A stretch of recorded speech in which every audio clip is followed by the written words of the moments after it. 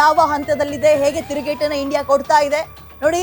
ಈ ತಿರುಗೇಟು ಕೇವಲ ಪಾಕಿಸ್ತಾನಕ್ಕೆ ಸಂಬಂಧಪಟ್ಟಂತಹ ವಿಚಾರ ಆಗಿರಲ್ಲ. ನಮ್ಮ ಸೇನೆ, ನಮ್ಮ ಆರ್ಮಿ, ನಮ್ಮ ಏರ್ ಡಿಫೆನ್ಸ್ ಎಷ್ಟು ಸ್ಟ್ರಾಂಗ್ ಆಗಿದೆ ಅಂತ ಇಡೀ ವಿಶ್ವಕ್ಕೆ ಗೊತ್ತಾಗುತ್ತೆ. ಇದು ಇವತ್ತು RCB ಪಂದ್ಯ ನಡೆಯೋದ್ರ ಬಗ್ಗೆ ಬಹಳ ಕುತೂಹಲ ಇದೆ.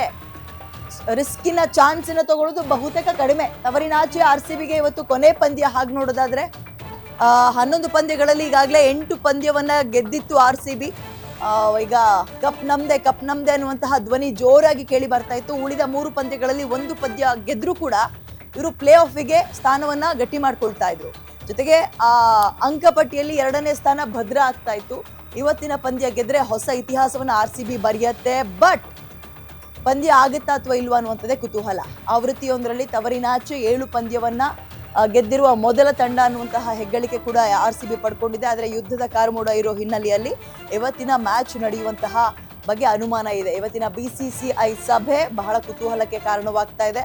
ಯಾವ ರೀತಿಯ ನಿರ್ಧಾರವನ್ನು ಅವ್ರು ತಗೊಳ್ತಾರೆ ಅಂತ. ಒಂದು ವೇಳೆ ಪಂದ್ಯ ರದ್ದುಗೊಳಿಸಿದ್ರೆ RCB ಅಭಿಮಾನಿಗಳಿಗೆ ಡೆಫಿನೆಟ್ಲಿ ಬೇಜಾರಾಗುತ್ತೆ. IPL ನಲ್ಲಿ ಇವತ್ತು RCBಗೆ ಕೊನೆ ಪಂದ್ಯ.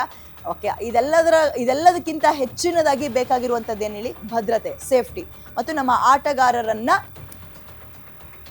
ಯಾವುದೇ ರಿಸ್ಕಿಗೆ ತಳ್ಳದೇ ಇರುವಂತಹ ರೀತಿಯಲ್ಲಿ ನೋಡ್ಕೊಳ್ಬೇಕು. ಯಾಕಂದ್ರೆ ನೋಡಿ, ನಮ್ಮಲ್ಲಿ ಹೇಗೆ ಇಂಟೆಲಿಜೆನ್ಸ್ ಇರುತ್ತೋ ಆ ದೇಶದಲ್ಲೂ ಕೂಡ ಅದೇ ರೀತಿಯಾಗಿ ಗುಪ್ತಚರ ಇಲಾಖೆಗಳು ಅಲರ್ಟ್ ಆಗಿರುತ್ತವೆ.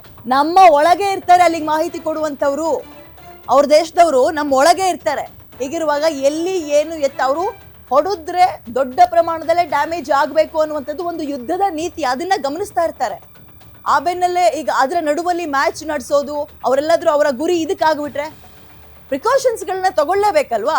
ಹಾಗಾದ್ರೆ ಹೀಗಾದ್ರೆ ನಾವು ಸೇಫ್ ಮಾಡ್ಕೊಳ್ಳೋದು ಹೇಗೆ? ಇದೆಲ್ಲದ್ರ ಬಗ್ಗೆಯೂ ಕೂಡ ಚಿಂತನೆಯಲ್ಲಿರುತ್ತೆ ಇಂಡಿಯಾ. ಆ ಬೆನ್ನಲ್ಲೇ ಈಗ BCCI ಕೂಡ ಬೇಡ, ಈಗ ಸದ್ಯಕ್ಕೆ ರಿಸ್ಕ್ ತಗೊಳ್ಳೋದು ಬೇಡ ಅನ್ನುವ ನಿಟ್ಟಿನಲ್ಲಿ ಏನ್ ಮೀಟಿಂಗ್ ನಲ್ಲಿ ನಿರ್ಧಾರ ತಗೊಳ್ತಾರೆ, ಕಾದ್ ನೋಡೋಣ. ಈಗ RCB ಅಭಿಮಾನಿಗಳಿಗೆ ನಿರಾಸೆ ಆಯಿತು, ಮತ್ತೊಂದು ಮಗದೊಂದು ಅಲ್ಲ.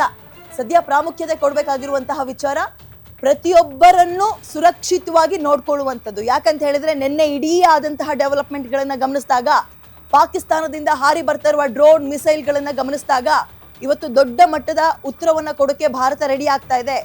ಅದೃಷ್ಟವಶಾತ್ ನಮ್ಮಲ್ಲಿ ಯಾವುದೇ ರೀತಿಯ ಹಾನಿಗಳಾಗಿಲ್ಲ, ಅಂದ್ರೆ ದೊಡ್ಡ ಪ್ರಮಾಣದಲ್ಲಿ ಹಾನಿ ಆಗಿಲ್ಲ.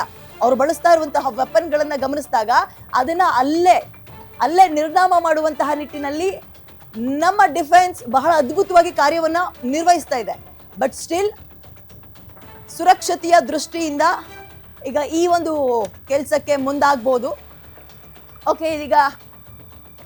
ಓಕೆ, ಮ್ಯಾಚ್ ಇಂದ ನೋಡಿದ್ವಿ, ಮತ್ತೊಂದು ನೋಡೋಣ. ನೋಡಿ, ನಿನ್ನೆ ಇಡೀ ರಾತ್ರಿ ಏನೇನು ಆಯ್ತು ಅಂತ ಗಮನಿಸ್ತಾ ಇದ್ವಿ. ದಾಳಿ 1, ದಾಳಿ ನಂಬರ್ 2, ದಾಳಿ ನಂಬರ್ 3 ಅಂತ.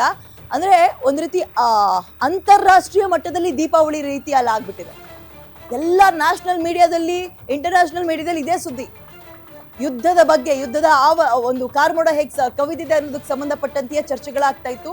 ಈಗೇನ್ ಗಮನಿಸ್ತಾ ಇದ್ದೀರಿ, ಇವೆಲ್ಲವೂ ಕೂಡ ಪಾಕಿಸ್ತಾನದಿಂದ ಆಗಿರುವಂತಹ, ಅಂದ್ರೆ ಪಾಕಿಸ್ತಾನ ಏನು ದಾಳಿ ಮಾಡಬೇಕು ಅಂತ ಏನು ಪ್ರಯತ್ನ ಪಡ್ತಾ ಇತ್ತು, ಅದನ್ನ ಅಲ್ಲಲ್ಲೇ ಡಿಟೆಕ್ಟ್ ಮಾಡಿ ನಮ್ಮ ರೇಡರ್ಗಳು ಬಹಳ ಅದ್ಭುತ ಕೆಲಸವನ್ನ ಮಾಡಿವೆ. ದೂರದಲ್ಲಿ ಏನ್ ಕಾಣಿಸ್ತಾ ಇದೆ, ಇವೆಲ್ಲ ಮಿಸೈಲ್ಗಳು, ಡ್ರೋನ್ಗಳನ್ನ ಬಳಕೆ ಮಾಡೋಕೆ ಪಾಕಿಸ್ತಾನ ಮುಂದಾಯಿತು. ಒಂದ್ ರೀತಿ ನಾವು ಹೇಳಿದ್ವಲ್ಲ, ಬಹಳ ಒತ್ತಡದಲ್ಲಿ ಸಿಗಾಕೊಂಡಿದೆ ಪಾಕಿಸ್ತಾನ. ಏನ್ ಮಾಡಬೇಕು, ಯಾವಾಗ ಏನ್ ವೆಪನ್ ಅನ್ನ ಬಳಸಬೇಕು, ಯಾವ ನಿರ್ಧಾರವನ್ನ ತಗೊಳ್ಬೇಕು ಅನ್ನುವಂತಹ ಒಂದು, ಈಗ ನಾವೇ ಏನಾದ್ರೂ ಟೆನ್ಷನ್ ಅಲ್ಲಿ ಇದ್ರೆ ಏನ್ ಮಾಡ್ತಾ ಇದೀವಿ ಏನೋ ಒಂದು ಗೊತ್ತಾಗಲ್ಲ, ಏನೋ ಒಂದು ಮಾಡ್ಬಿಡ್ಬೇಕು ಅಂತ ಹೋಗ್ತೀವಿ. ಆ ನಿರ್ಧಾರದಲ್ಲಿ ಆ ಒಂದು ಒತ್ತಡಕ್ಕೆ ಸಿಗಾಕೊಂಡಂಗೆ ಕಾಣಿಸ್ತಾ ಇದೆ. ಪರಿಣಾಮ ಹೇಗಾಗಿದೆ ಅನ್ನುವಂಥದ್ದನ್ನ ಗಮನಿಸ್ತಾ ಇದ್ದೀರಿ. ಯುದ್ಧದ ಕಾರ್ಮೋಡ ಬಹಳ ಗಟ್ಟಿಯಾಗಿದೆ. ಜಮ್ಮು ಕಾಶ್ಮೀರದಿಂದ ಹಿಡಿದು ಗುಜರಾತ್ನ ಬಾರ್ಡರ್ ತನಕವೂ ಕೂಡ ಅವರು ದಾಳಿಗೆ ಪ್ರಯತ್ನ ಪಡ್ತಾ ಇದ್ದಾರೆ. ಬಟ್ ನಮ್ಮ ಸೇನೆ ಎಲ್ಲವನ್ನ ಕೂಡ ಮೆಟ್ಟಿ ನಿಲ್ತಾ ಇದೆ. ಒಂದಂತೂ ನಿಜ, ಪ್ರೆಸ್ ಬ್ರೀಫಿಂಗ್ ಎಲ್ಲರೂ ತುದಿಗಾಲಲ್ಲಿ ಕಾಯ್ತಾ ಇದ್ದಾರೆ. ಏನ್ ಹೇಳ್ತಾರೆ, ಯಾವ ನಂಬರ್ಸ್ ಕೊಡ್ತಾರೆ, ನಮಗೆ ಏನಾದ್ರೂ ಹಾನಿ ಆಗಿದ್ಯಾ, ನಾವು ಅಫಿಷಿಯಲ್ ಆಗಿ ಒಂದು ವೇಟ್ ಮಾಡಬೇಕಾಗಿರೋದೇ ನಮ್ಮ ದೇಶದ ಪ್ರೆಸ್ ಬ್ರೀಫಿಂಗ್ಗೆ, ಅಂದ್ರೆ ಸುದ್ದಿಗೋಷ್ಠಿಯಲ್ಲಿ ಏನ್ ಹೇಳ್ತಾರೆ ಅಂತ.